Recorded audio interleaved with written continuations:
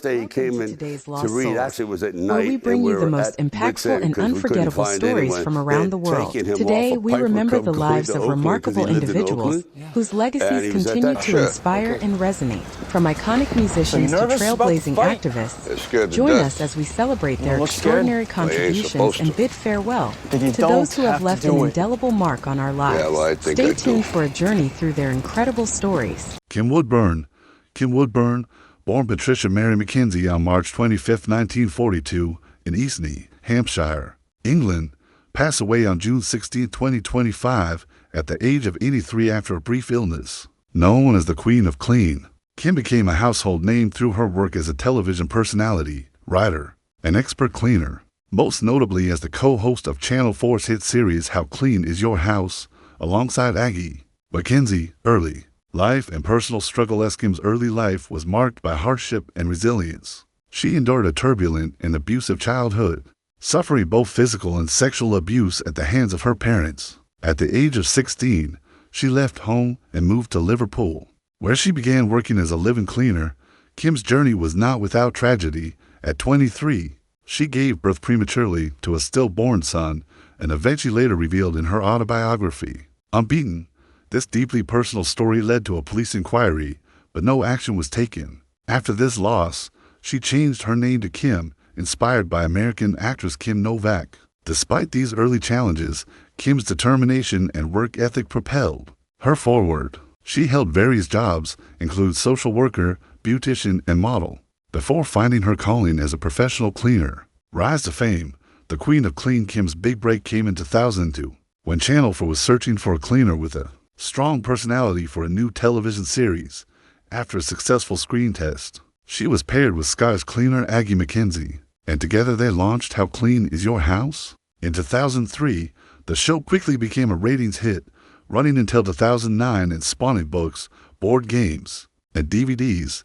Kim's no-nonsense approach, signature pearls, and sharp one-liners made her a national icon and a pioneer in the home cleaning genre. Her fame extended internationally, with appearances on The Oprah Winfrey Show and a Canadian version of the show. Kim's rude awakenings from 2007 to 2009. Kim's candid and sometimes confrontational style resonated with audiences, making her a beloved and sometimes controversial figure in British popular culture. Reality TV and cultural impact. After How Clean Is Your House? Kim continued to captivate audiences through appearances on reality TV, including I'm a Celebrity, Get Me Out of Here, and Celebrity Big Brother in 2017, where her fiery personality and memorable confrontations became the stuff of television legend. Her disputes with fellow contestants, especially with Colleen Nolan and Nicola McLean, were widely discussed and even led to thousands of complaints to Ofcom. After a particularly emotional episode of Loose Women, Kim's outspoken nature and quick wit made her a favorite for memes and GIFs, especially among younger audiences and the LGBTQ community, where she became a celebrated Hun icon. She was also a regular guest on shows like Loose Women and This Morning, where her candid opinions and unfiltered advice were both admired and debated. Personal life and health battle. Kim was married to Peter Woodburn since 1979, and he was left devastated by her passing. Despite her public persona, Kim faced numerous private health battles. She was born partially blind in one eye and suffered from untreated strabismus in the other, a condition that shaped her resilience from a young age. In her 50s, she was diagnosed with an underactive thyroid and lived with alopecia for over 40 years. In early 2025, she underwent surgery to improve her vision and subsequently withdrew from public appearances to recover, never returning to television. Legacy. Kim Woodburn's legacy is one of strength, candor, and an unwavering commitment to authenticity. She brought joy, laughter, and a touch of drama to millions of viewers, transforming the way people thought about cleaning and reality television. Her impact on British TV and internet culture is undeniable, and she will be remembered as a true icon, a force of nature who took no nonsense from anyone and inspired countless fans with her resilience and humor. David Hekili Kenui Bell. David Hekili Kenui Bell, a beloved Hawaiian actor and community figure, passed away in June 2025 at the age of 57, just weeks after the release of Disney's live-action Lilo and Stitch remake, in which he played the memorable role of the big Hawaiian dude.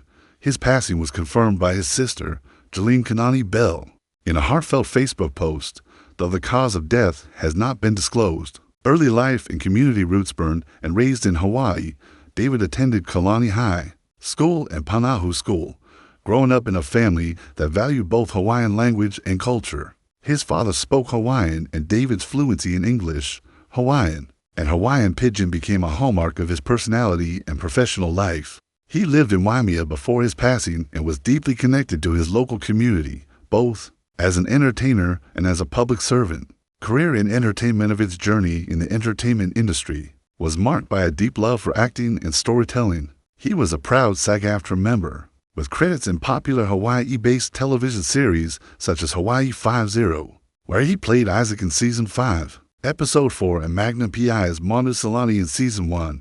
His most prominent role came in 2025 when he was cast as the big Hawaiian dude in the live-action Lilo and Stitch. In this role, he delivered a scene-stealing performance, humorously dropping his shaved ice in awe as an alien portal opened a culturally respectful update to the original film's ice cream tourist gag.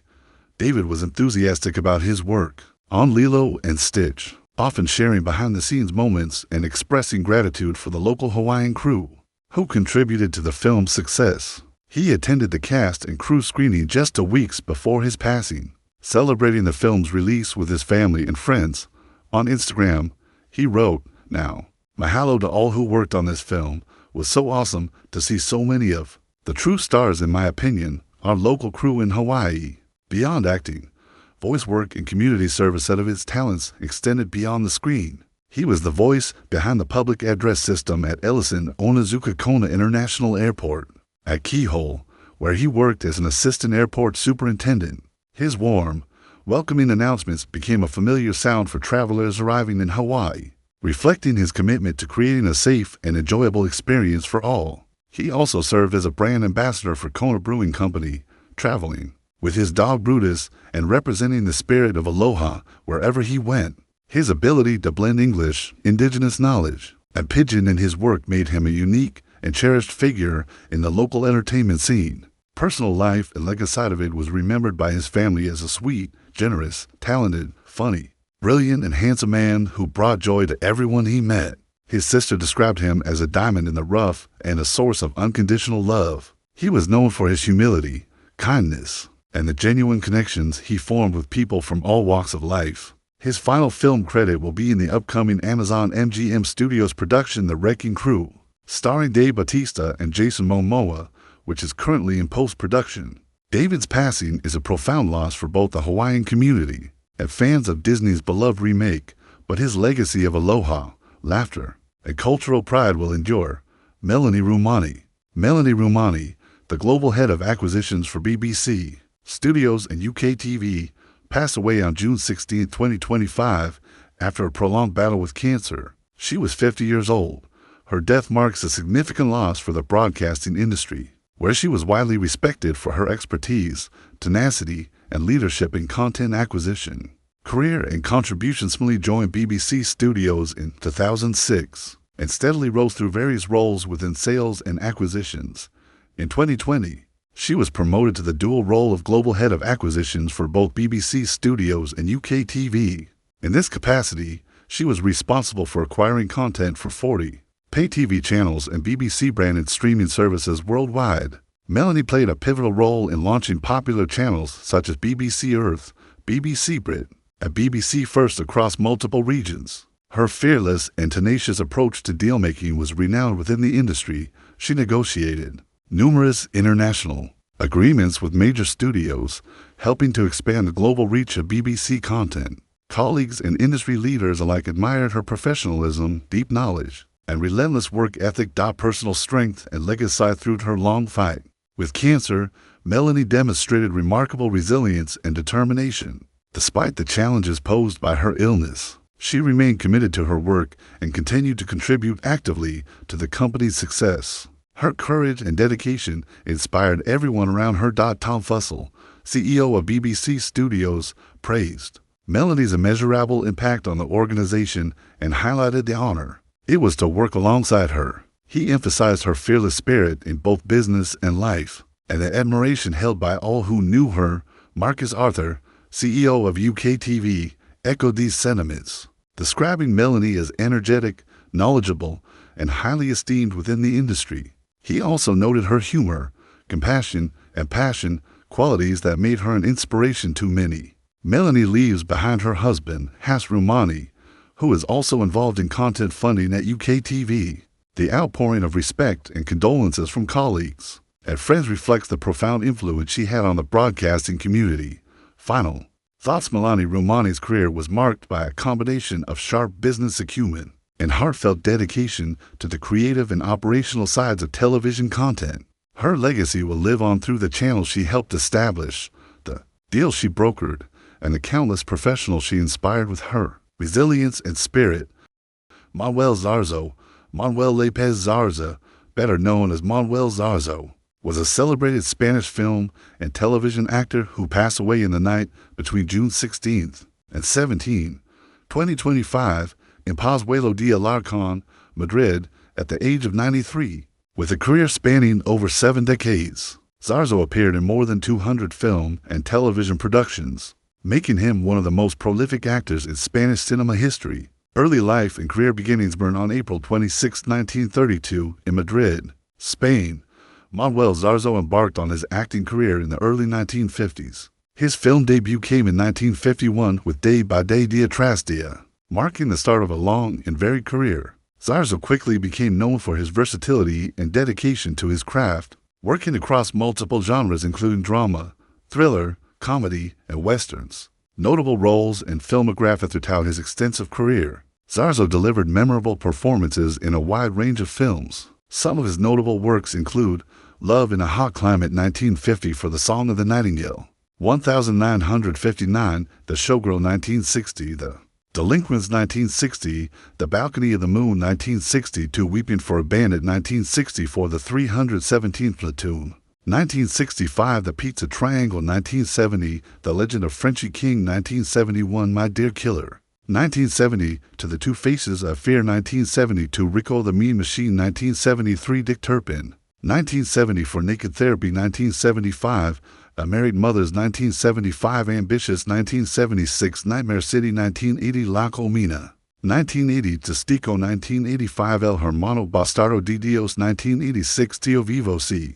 1950, 2000. For his roles often showcased his ability to embody complex characters, contributing to the golden era of Spanish cinema and its international recognition. Life-threatening incident in 1960.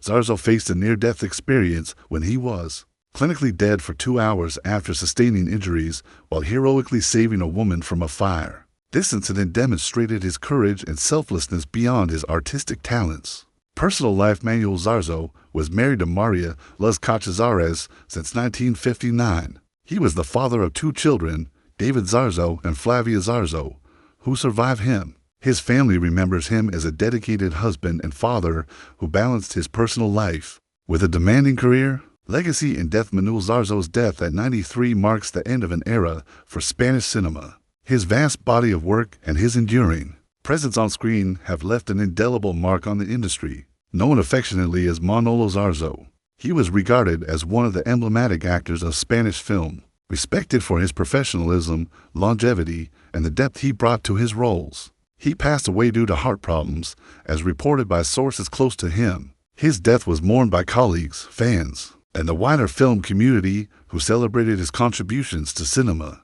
and his role in shaping Spain's cultural heritage. Patricia Fuenmayor.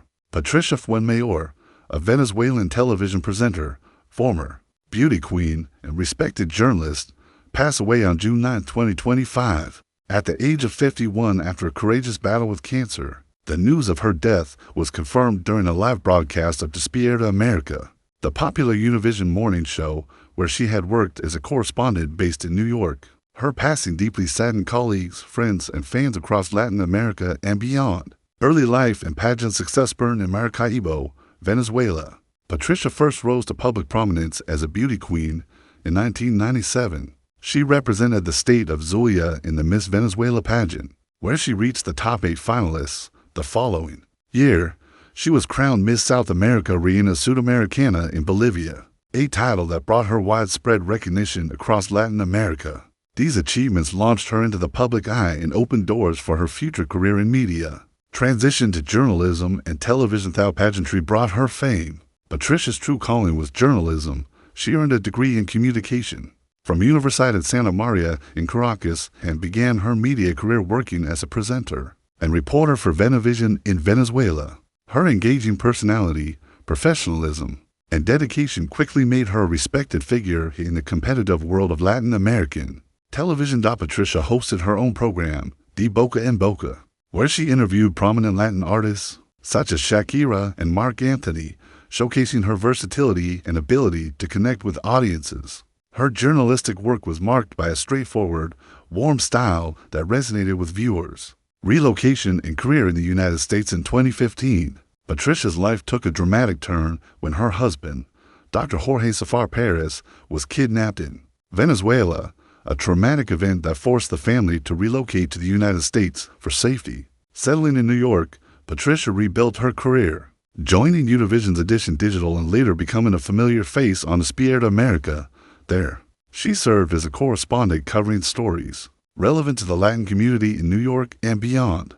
Her presence on Despierta America was marked by her professionalism and heartfelt connection with the audience. Co-host Raul Gonzalez, visibly emotional during the announcement of her death, described Patricia as a passionate and unforgettable colleague. She was admired for her courage, especially when she openly shared her own experience battling COVID-19 in 2021, offering support and hope to others facing similar struggles. Personal life and legacy. Patricia was a devoted wife and mother of 2 children. Despite the challenges she faced, including her illness, she remained a pillar of strength and positivity for her family and community.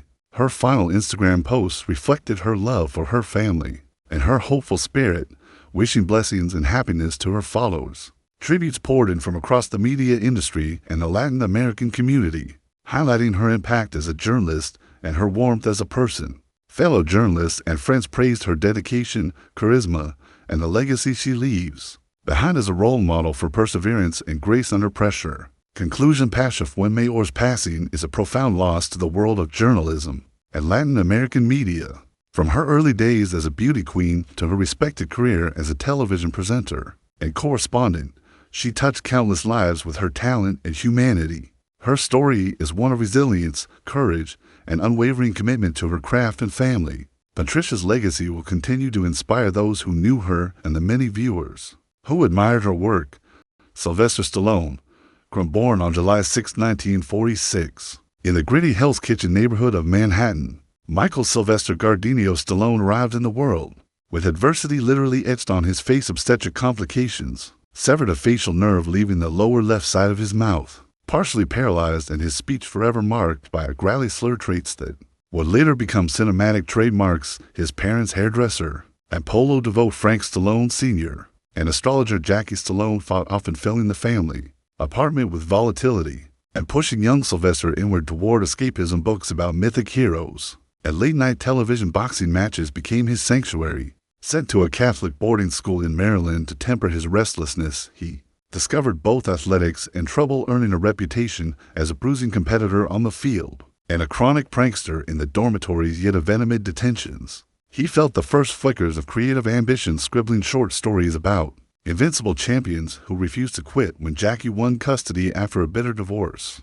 she relocated her sons to suburban Maryland, but tranquility proved elusive. Stallone, dyslexic and often bullied, bounced among school's friction, shadowing him like a sparring partner, yet each expulsion sharpened his determination. He painted comic book panels and notebooks, built makeshift weights from cinder blocks, and practiced dialogue while shadowboxing the bathroom mirror. A college football injury steered him from sports to the stage at the American College in Switzerland, where a professor urged him to channel his volcanic energy into acting. Returning to the United States, he enrolled at the University of Miami, but dropped out only credits shy of graduation, choosing the uncertainty of New York auditions over cap and gown safety. By the early 1970s, he was sleeping in a Port Authority bus station and working as a theater usher, but a lifetime of outsized dreams and the chip on his shoulder from childhood scars was already forging the iron will that would script one of Hollywood's greatest comeback stories. The mid-70s found Stallone grinding through bit part Subway mugger here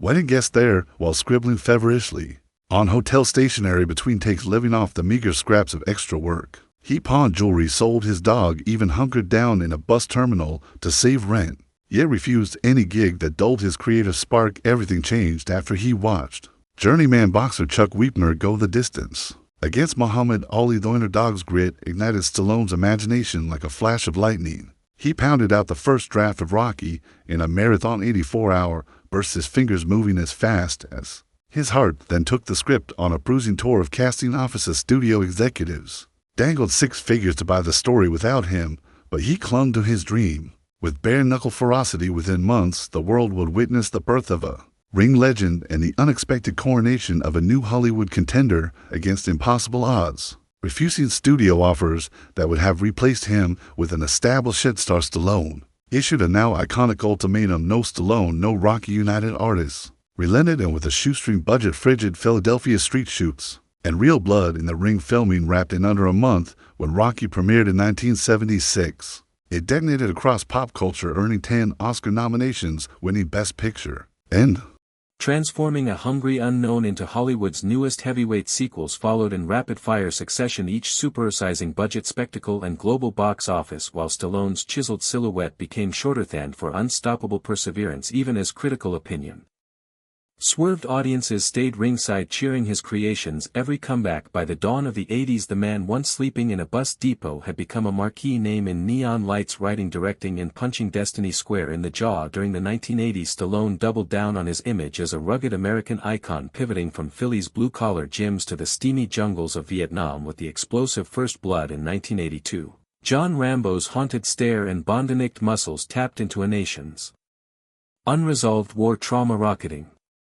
the actor into global superstardom. Sequels amped up everything: body counts, budgets and geopolitical bravado. Rambo First Blood Part 2 bulldozed box office records in 1985, while Rambo Third thundered across Soviet-occupied Afghanistan, turning Stallone into the era's muscle-bound conscience. Simultaneously, he kept Rocky's gloves laced, releasing Rocky 3 and Rocky 4, each film bigger, bolder and backed by anthemic soundtracks that blasted from gyms and arcade halls alike. By decade's end, he was not only writing and starring but also directing, blending sweat-drenched montages with personal myth-making and locking himself permanently into pop culture's heavyweight division. Not content with lone wolf warfare, Stallone experimented with genre mashups, sliding behind mirrored shades for the neon-soaked carnage of Cobra in 1986 and steering his 18-wheeler toward cult glory in the arm wrestling saga Over the Top 1987. The late 80s turned him into a one-man franchise factory. Tango and Cash paired him with Kurt Russell for quip-heavy prison breaks, while Rocky IV pitted Balboa against Soviet powerhouse Ivan Drago, its training montages fueling gym memberships worldwide. Trading brute force for fish-out-of-water laughs, he tiptoed into comedy with Stop or My Mom Will Shoot, then pivoted again for Demolition, future satire alongside Wesley Snipes in Demolition Man. Each reinvention proved that behind the flexed biceps hid a relentless storyteller willing to risk ridicule to expand his cinematic arsenal, cementing Stallone as both action archetype and gambler, unafraid of self-parody to keep audiences worldwide. The nines rolled in like a hailstorm, pelting Stallone with the kind of career turbulence that separates temporary idols from enduring icons. After the over-the-top spectacle of Rocky IV and Rambo through, audiences seemed weary of superhuman bravado and a string of high-concept misfires. Oscar Stop or My Mom Will Shoot threatened to turn his name into late-night punchline fodder, yet even inside that skid sparks flew. Cliffhanger 1993 clung to alpine ledges with white-knuckle tension, while Demolition Man offset dystopian satire with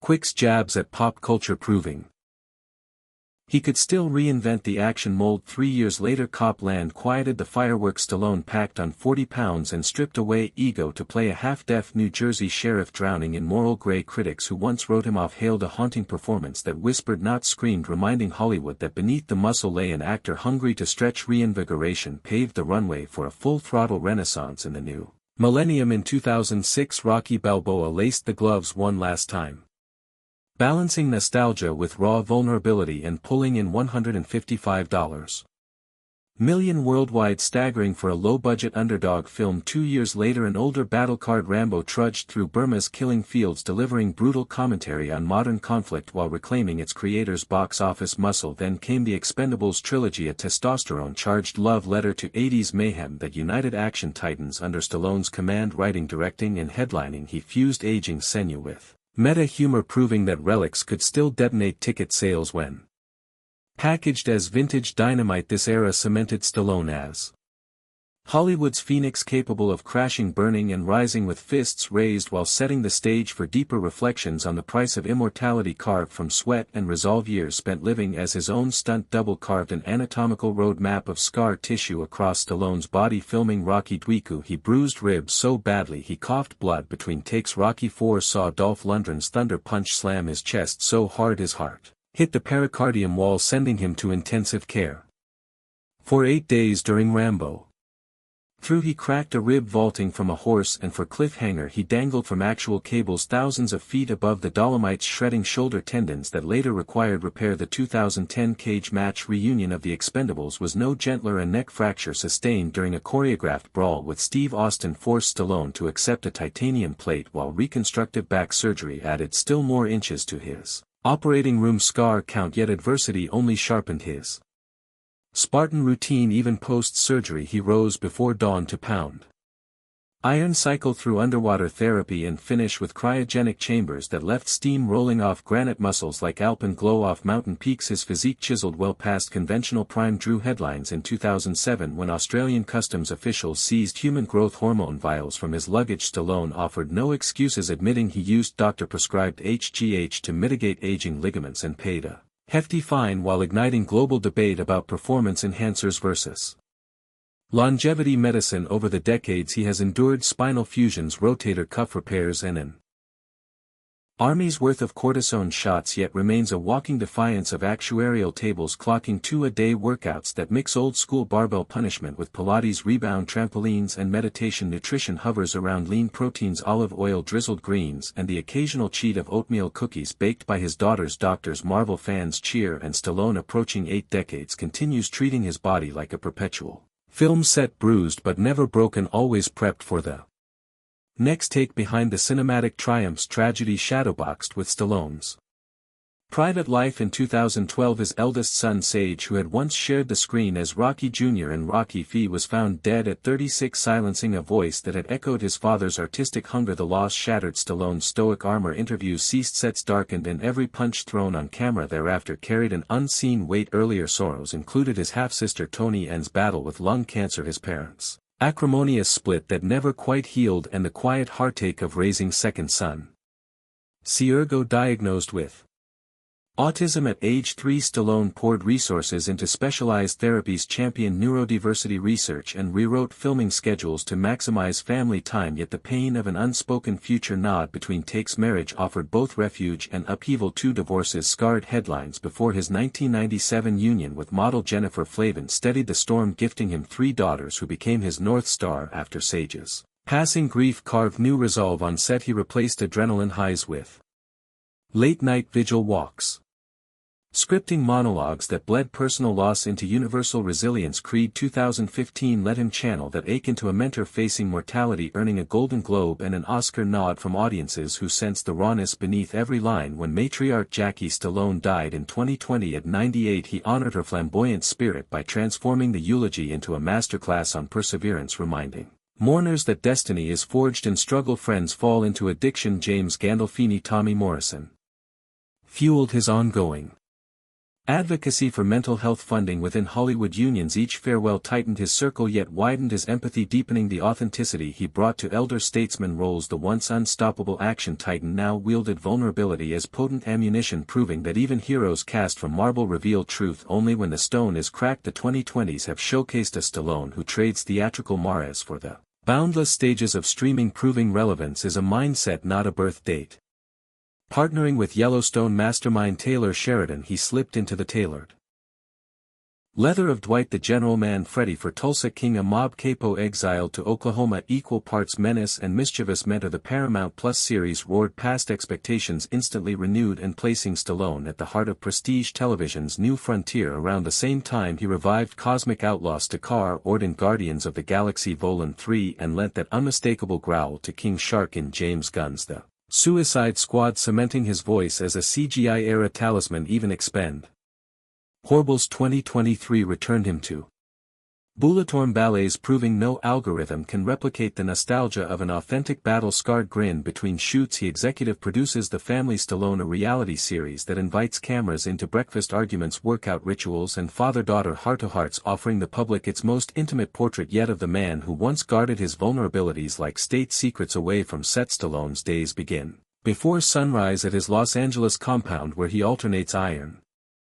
circuits with pastel sketches for forthcoming gallery shows. Painting has become equal parts therapy and second career, with exhibitions in Miami, Moscow and the Vatican drawing acclaim for bold abstract portraits that echo the bruised emotions of his film heroes. Philanthropy remains a silent thruff, and he quietly bankrolls autism research in honor of CRGO, funds veteran support groups aligning with Rambo's legacy, and donates original canvases to children's hospitals, where he slips in unannounced, greeting young patients as though they were fellow fighters in the ring. Though studios clamor for one more bout, rumors swirl of a streaming exclusive Rambo Last Stand. Stallone balances ambition with legacy preservation, currently scripting a mentorship-centric Rocky prequel series while coaching his daughter's burgeoning acting careers. At 79 he fills notebooks with dialogue that believes every scar tells a story, living proof that relentless reinvention can outpunch even time itself. Stallone's cultural footprint today stretches beyond box office receipts and shredded one sheets. It is woven into the fabric of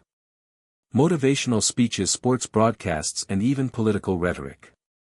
"We're going the distance" or "one more round" echoes generations after the first bell rang in 1976. Universities screen Rocky during orientation week to teach resilience, while boxing gyms from Manila to Manchester still blast "Going to Fly Now" during 5 a.m. road work. The Smithsonian owns Balboa's fedora, and the Rocky Steps attract more pilgrims than some national monuments, yet Stallone deflects credit, insisting the true monument is any viewer who felt empowered enough to lace up metaphorical gloves. Awards juries eventually followed the public's lead. A Golden Globe for Creed, a Caesar donor from France, and an induction into the International Boxing Hall of Fame for services to the sports mythology. Even the Library of Congress preserved Rocky for its significance, an unlikely honor for a script once hawked out of a coffee-stained backpack. Equally indelible is Stallone's off-screen mentorship. He opens cast dinners by asking newcomers about their biggest creative fears, then sketches practical pathways to conquer them, scribbling arrows and circles on napkins like impromptu playbooks. On Instagram he posts 30-second on morning rounds distilled pep talks recorded between sets of incline presses, reminding followers that progress often looks like small private victories unseen by applause. At fan conventions he signs VHS sleeves until security begs for mercy, quipping that anyone who waited hours outside deserves the payoff of a personalized handshake. His next slate reflects that ethos, a docu-series on overlooked Olympic athletes, a voice role guiding young animators through a hero's journey, cartoon and an On the Horizon political thriller he will only star in if a first-time director gets the chair. In an era chasing digital immortality, Stallone's real ambition is analog live, hearts pounding, eyes widening, ordinary people daring to swing at life's heavy bag and whisper, "Yo, I did it."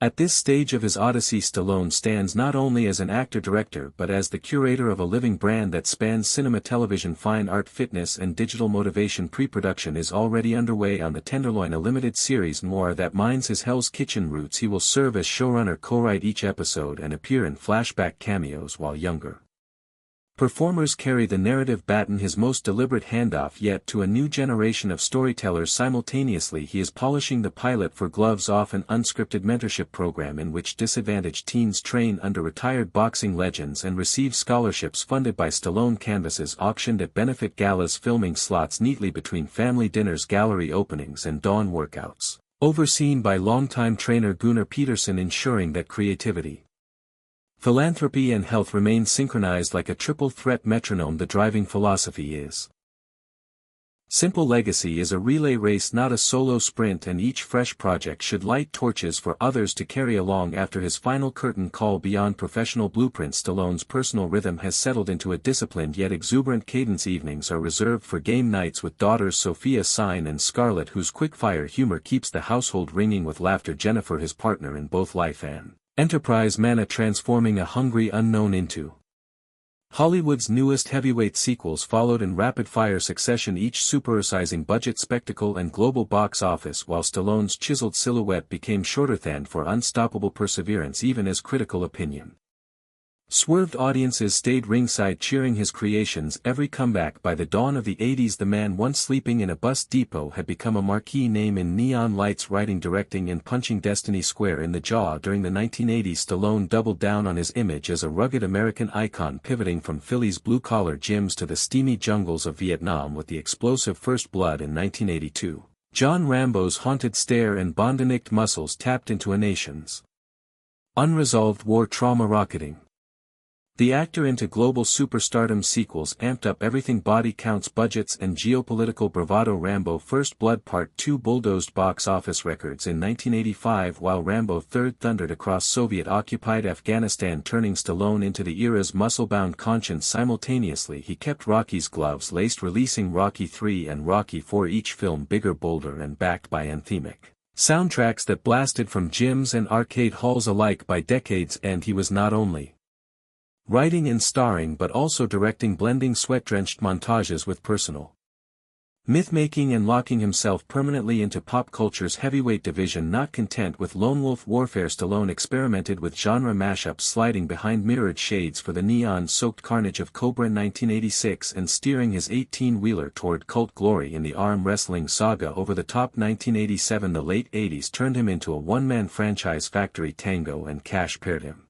with Kurt Russell for quip-heavy prison breaks, while Rocky IV pitted Balboa against Soviet powerhouse Ivan Drago. Its training montages fueling gym memberships worldwide, trading brute force for fish-out-of-water laughs. He tiptoed into comedy with Stop or My Mom Will Shoot, then pivoted again for Demolition, future satire alongside Wesley Snipes in Demolition Man. Each reinvention proved that behind the flexed biceps hid a relentless storyteller willing to risk ridicule to expand his cinematic arsenal, cementing Stallone as both action archetype and gambler, unafraid of self-parody to keep audiences worldwide. The nines rolled in like a hailstorm, pelting Stallone with the kind of career turbulence that separates temporary idols from enduring icons. After the over-the-top spectacle of Rocky IV and Rambo through, audiences seemed weary of superhuman bravado and a string of high-concept misfires. Oscar Stop or My Mom Will Shoot threatened to turn his name into late-night punchline fodder, yet even inside that skid sparks flew. Cliffhanger 1993 clung to Alpine ledges with white-knuckle tension, while Demolition Man offset dystopian satire with Quick's jabs at pop culture, proving he could still reinvent the action mold. 3 years later, Cop Land quieted the fireworks Stallone packed on 40 pounds and stripped away ego to play a half-deaf New Jersey sheriff, drowning in moral gray. Critics who once wrote him off hailed a haunting performance that whispered, not screamed, reminding Hollywood that beneath the muscle lay an actor hungry to stretch. Reinvigoration paved the runway for a full-throttle renaissance in the new millennium. In 2006, Rocky Balboa laced the gloves one last time, balancing nostalgia with raw vulnerability and pulling in $155 million worldwide, staggering for a low-budget underdog film. 2 years later, an older battle-card Rambo trudged through Burma's killing fields, delivering brutal commentary on modern conflict while reclaiming its creator's box office muscle. Then came the Expendables trilogy, a testosterone-charged love letter to 80s mayhem that united action titans under Stallone's command. Writing, directing, and headlining, he fused aging sinew with meta humor, proving that relics could still detonate ticket sales when packaged as vintage dynamite. This era cemented Stallone as Hollywood's phoenix, capable of crashing, burning, and rising with fists raised, while setting the stage for deeper reflections on the price of immortality, carved from sweat and resolve. Years spent living as his own stunt double carved an anatomical road map of scar tissue across Stallone's body. Filming Rocky Dweeku, he bruised ribs so badly he coughed blood between takes. Rocky IV saw Dolph Lundgren's thunder punch slam his chest so hard his heart hit the pericardium wall, sending him to intensive care for 8 days. During Rambo Through he cracked a rib vaulting from a horse, and for cliffhanger he dangled from actual cables thousands of feet above the Dolomites, shredding shoulder tendons that later required repair. The 2010 cage match reunion of The Expendables was no gentler. A neck fracture sustained during a choreographed brawl with Steve Austin forced Stallone to accept a titanium plate, while reconstructive back surgery added still more inches to his